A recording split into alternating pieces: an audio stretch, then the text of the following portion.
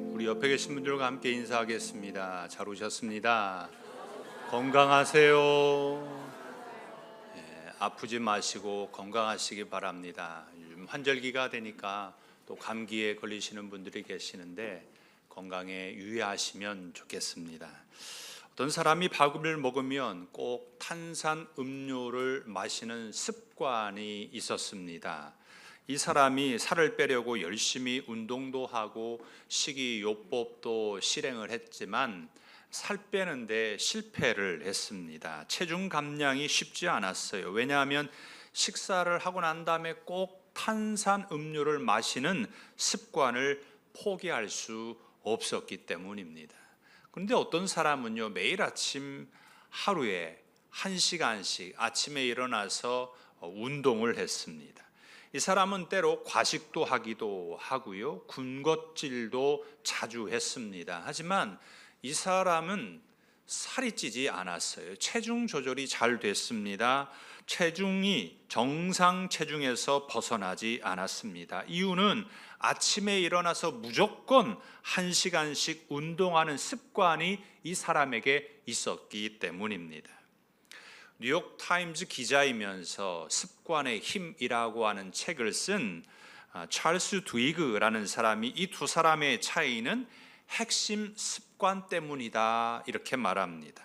핵심 습관은 삶의 중요한 부분에 영향을 끼치는 가장 중요한 습관을 말하는 것인데요, 이 핵심 습관에 따라서 어떤 사람은 부자가 되기도 하고요, 어떤 사람은 부자였다가 가난하게 되기도 합니다. 그래서 삶을 변화시키기 위해서는 가장 먼저 이 핵심 습관이 무엇인지 파악하는 것이 중요하다 이렇게 말을 합니다.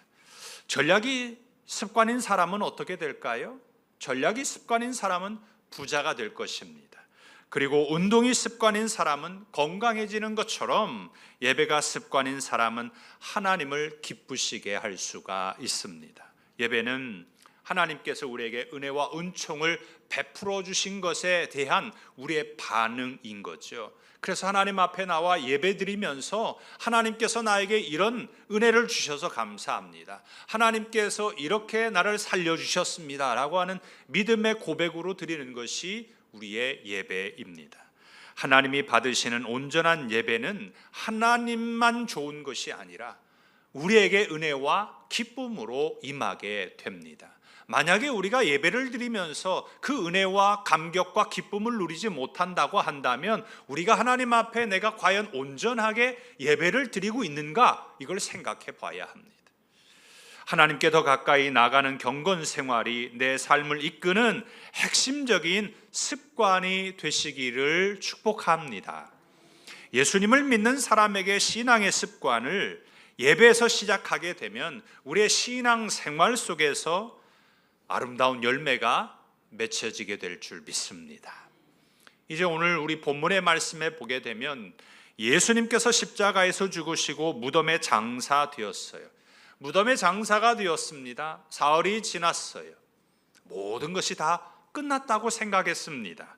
예수님이 죽으셨으니 소망이 사라진 거죠. 하지만 신앙의 습관이 있었던 여인들은 그 전에 늘 예수님을 만났거든요. 매일매일 예수님과 만나서 식사도 하고 예수님의 말씀도 듣고 예수님의 가르침을 받았어요. 이 습관이 배었던 이 여인들이 새벽 미명에 안식일이 지난 후에 첫날 아침에 예수님의 무덤으로 달려갑니다. 왜요? 예수님을 만났던 그 습관이 있어서 그런 거죠. 그 습관이 이 여인들이 예수님의 무덤으로 달려가게 합니다. 유대인들에게는요, 유대인 되게 하는 습관이 하나 있습니다. 그건 뭐냐면 하루에 3번 기도하는 습관입니다. 그들은 늘 기도하는 습관이 있었고 유대인이 유대인 되게 하는 습관이기도 했습니다. 하지만 이 습관에 부정적인 면이 있어요. 그건 뭐냐면 습관이요, 시간이 지나면 타성에 젖어들게 됩니다. 이것은 무감각한 상태로 굳어져서 경직된 신앙생활이 되어서 변화될 수 없게 해요. 왜 우리가 운동을 해도요, 처음에 운동을 시작할 때 숫자 1이라고 하는 것으로 운동을 시작해요. 그러면 우리가 운동의 단계에 나갈 때는요, 계속해서 1로만 있으면은 그 몸에 변화가 없습니다. 어느 단계에 가면은 이 1에서 2단계로 넘어가야 돼요. 그래야 운동이 되는 겁니다. 이 단계에서도 만약 이 단계에만 머물러 있으면 우리의 몸에 변화가 일어나지 않습니다. 운동이 안 되는 거예요. 이 단계에서 다시 3단계로 넘어가야 되는, 그래야 몸의 변화가 일어나는 것이고 운동에 효과가 있는 거죠. 이스라엘 백성들은, 유대인들은 타성에 젖어 있으면서 경직되어 있었습니다. 그래서 예수님을 십자가에 못 박아 죽였어요. 우리의 신앙이 경직되면 유대인들과 같이 되고 맙니다. 그것은 어떻게 나타나냐면 증인의 삶을 살지 않아요. 우리의 신앙의 모습이 타성에 젖어들게 되면 어떤 현상이 나타나는가? 복음을 전하지 않아요. 그냥 나만 예수님 믿는 것으로, 그냥 그것으로 족하게 생각합니다. 나만 예수 믿는 것도 어딘데, 이런 생각을 하죠. 경직된 신앙입니다. 굳어지게 되면 그런 거예요. 우리의 신앙이 경직되지 않았다라고 하는 것은 누군가에게 복음을 전하는 신앙입니다. 증인의 삶을 사람들이 거부하죠. 그러면서도 증인의 삶을 거부하는 줄 모릅니다. 우리가 만약 증인의 삶을 살고 있지 않다면 신앙의 타성에 젖어서 경직되어 있는 신앙생활을 하고 있는 것입니다. 새벽 미명에 예수님께로 달려왔던 여인들처럼 우리는 주께로 향한 삶을 살아야 합니다. 경건한 신앙생활을 주님 오실 때까지 해야 되지 않겠습니까? 우리가 하루를 살아도 건강하게 살고 싶은 마음이 있습니다. 신앙도 그런 겁니다. 우리가 하루를 살아도 증인의 삶으로 살아야 하는 것입니다. 그러면 어떻게 해야 될까요? 증인의 생활은요, 먼저는 현장에 있어야 합니다. 여인들은 현장으로 달려가지요. 증인이 현장에 있지 않고 어떻게 증인이 되겠습니까? 증인들은 현장에 있지 아니하면 증인의 삶을 살 수 없습니다. 여인들은 무덤이라고 하는 현장에 달려갑니다. 2절에 이렇게 말씀합니다. 안식 후 첫날 매우 일찍이 해 돋을 때에 그 무덤으로 가며 그랬습니다. 그런데 누가 무덤에 가고 싶을까요? 어느 누구도요, 무덤에 가고 싶어라는 사람은 없습니다. 부정한 곳입니다. 사람이 죽은 곳입니다. 가기 꺼려하지요. 소망이 없습니다. 그리고 당시에 율법에 의하면 시신을 만지는 것은 부정하게 되는 일입니다. 나시린이라고 하죠. 하나님께 바쳐진 사람을 나신이라고 표현하는데, 이 나시린은 크게 세 가지를 하면 안 돼요. 머리에 삭도를 대면 안 됩니다. 머리카락을 자르면 안 돼요. 포도주나 독주를 마셔서도 안 됩니다. 또 하나는 시신을 가까이 하면 안 됩니다. 짐승의 사체나 사람의 시체나 가까이 하면 안 돼요. 만지면 안 됩니다. 그가 잘못해가지고 시신을 만지게 되면 부정한 자가 되어서 7일 동안 부정한 상태에 놓여요. 그리고 정결하게 하려면 셋째 날과 일곱째 날에 잿물로 몸을 씻어서 정결해야만 했습니다. 그래서 여인들이 예수님의 무덤에 찾아가서 예수님의 시신에 향유를 바르는 건요, 본인 스스로 내가 부정하게 되겠다라고 하는 것입니다. 그런데 어떻게 해서 이 여인들이 예수님께 갑니까?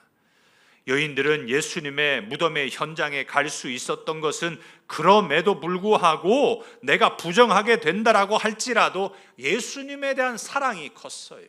예수님을 만난 그 습관이 그들의 몸에 배어 있었기 때문입니다. 이 사랑이 증인의 삶을 살게 합니다.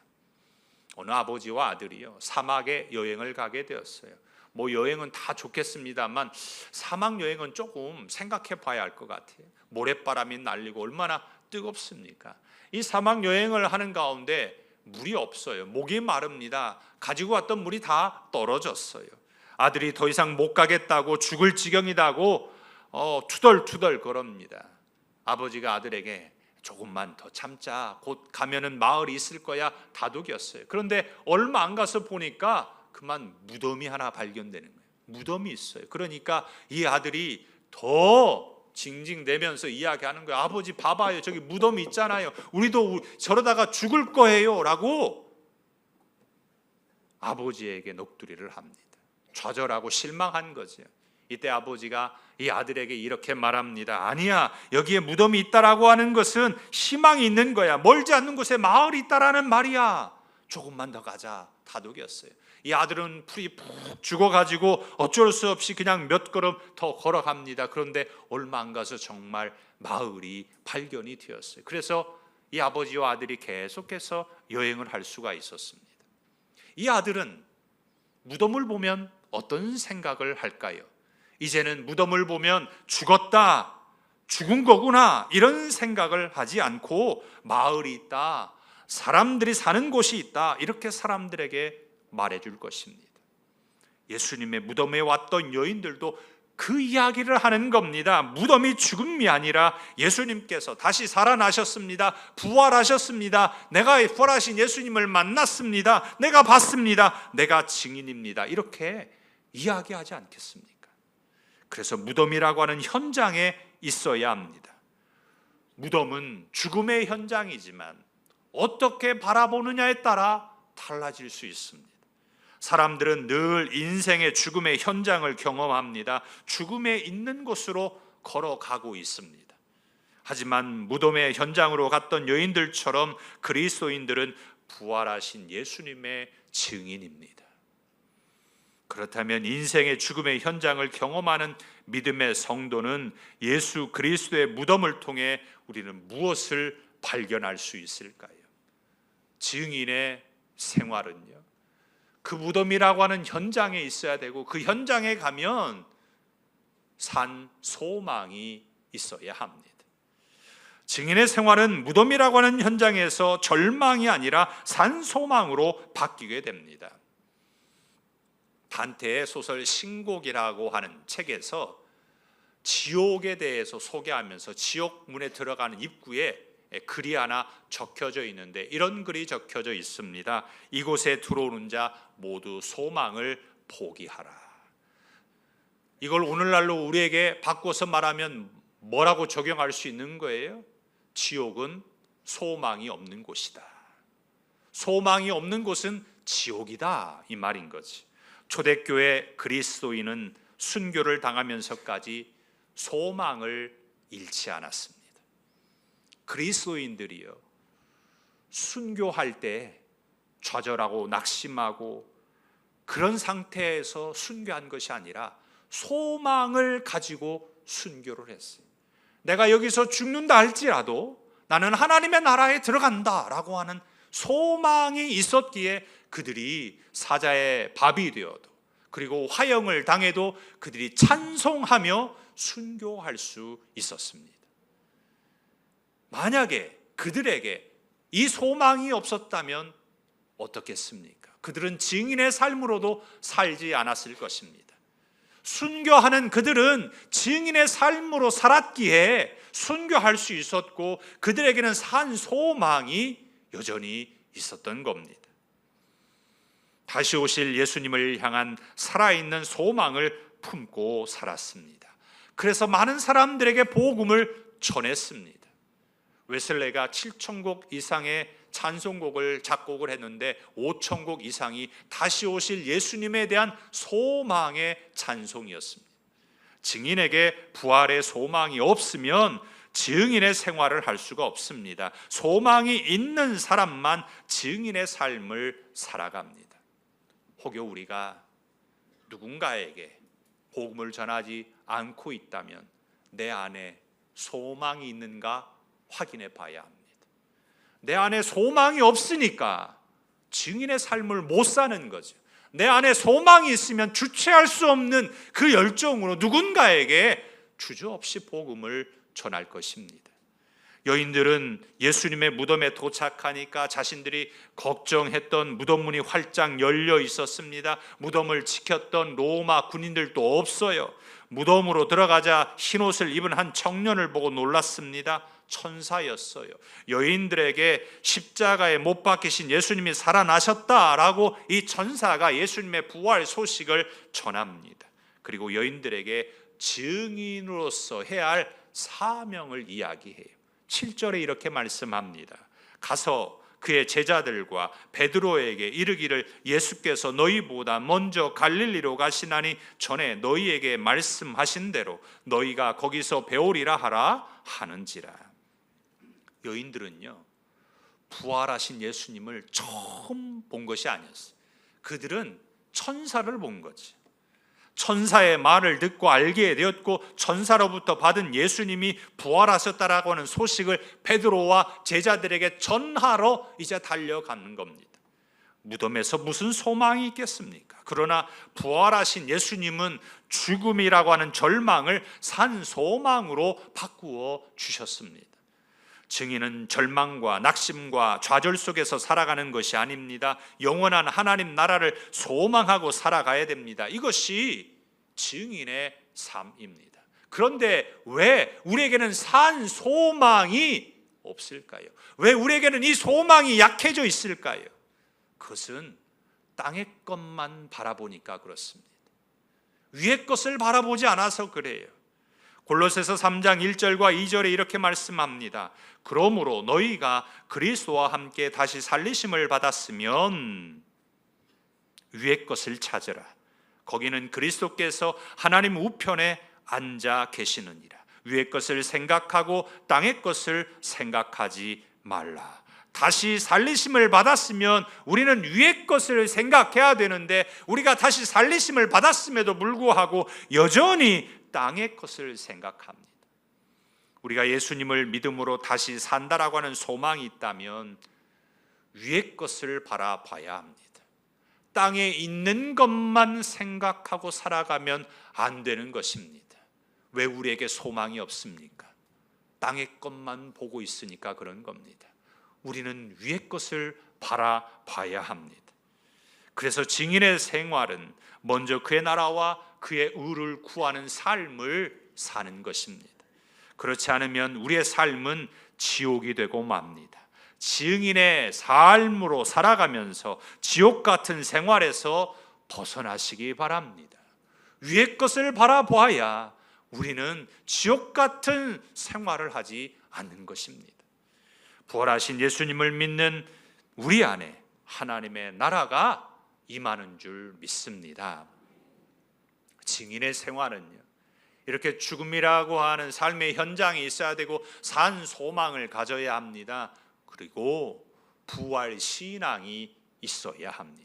부활 신앙이 있지 아니하면 우리는 무덤이라고 하는 현장에 가지 못합니다. 산 소망도 있지 않아요. 여인들이 천사로부터 다시 예수님께서 살아나셨다라고 하는 소식을 듣고 제자들에게 달려가요. 3절에 8절에 이렇게 말씀합니다. 여자들이 몹시 놀라 떨며 나와 무덤에서 도망하고 무서워하여 아무에게 아무 말도 하지 못하더라. 우리가요 너무 놀라면요 말문이 턱 하고 막히잖아요. 지금 여인들이 그런 거예요. 너무 놀랐어요.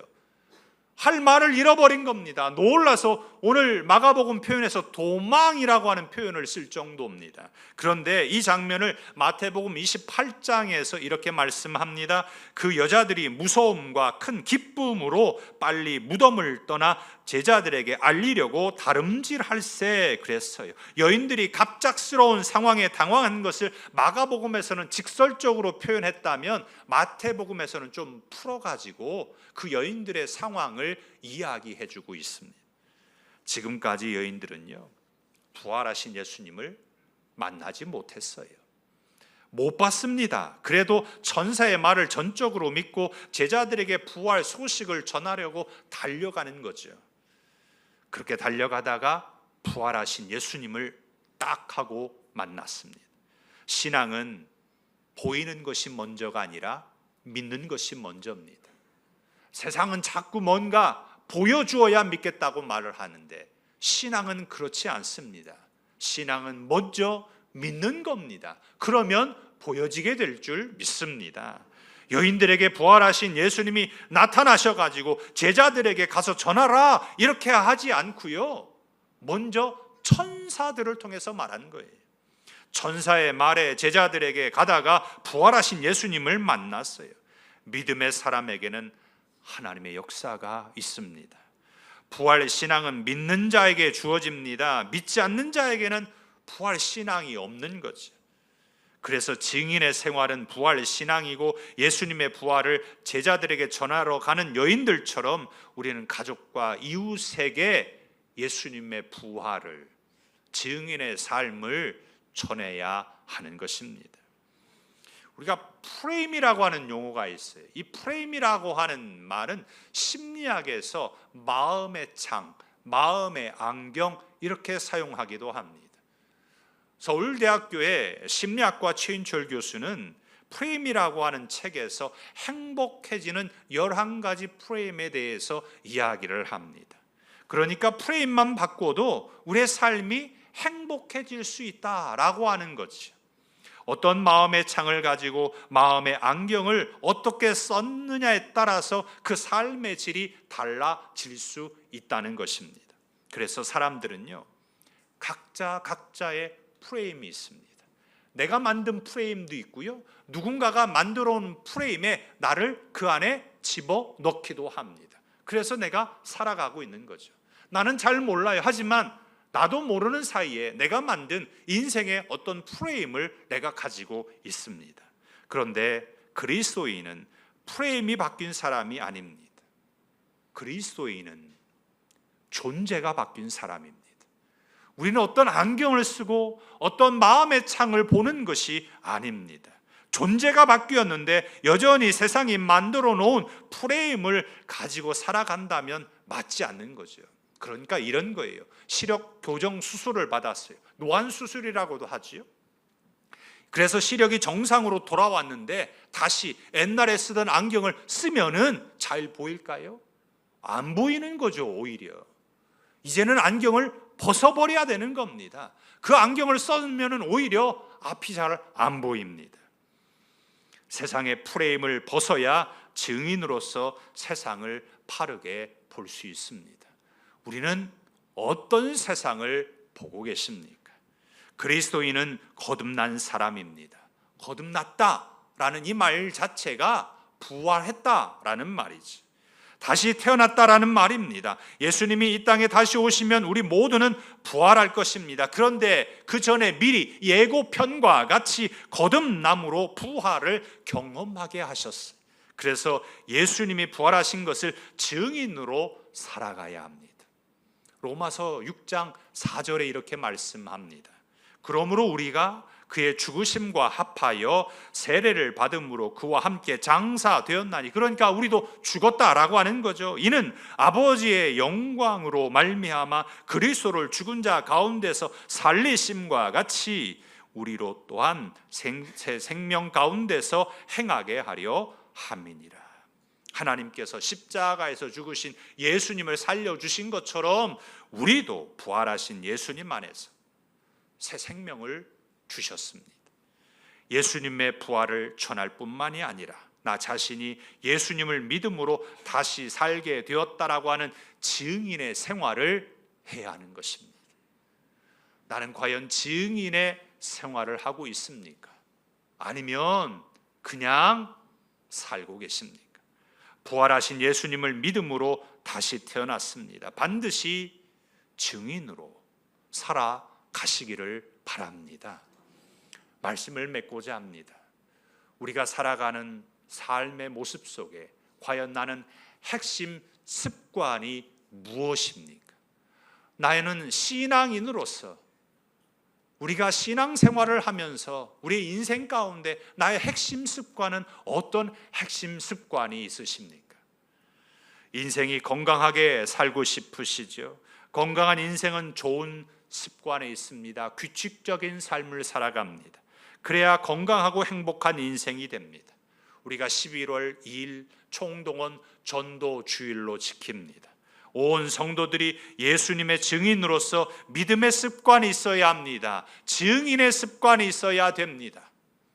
부활하신 예수님에 대한 증인으로서 살아가는 습관은 무덤과 같은 인생의 삶의 현장에 위의 것을 바라볼 수 있는 산 소망을 가지고 거듭난 부활 신앙인 겁니다. 우리 같이 좋은 신앙의 습관을 만들어 가시면 좋겠습니다. 우리가 정말 증인으로서의 삶의 습관, 복음을 전하는 습관이 우리의 삶 가운데 늘 있으시기를 축복합니다. 기도하겠습니다.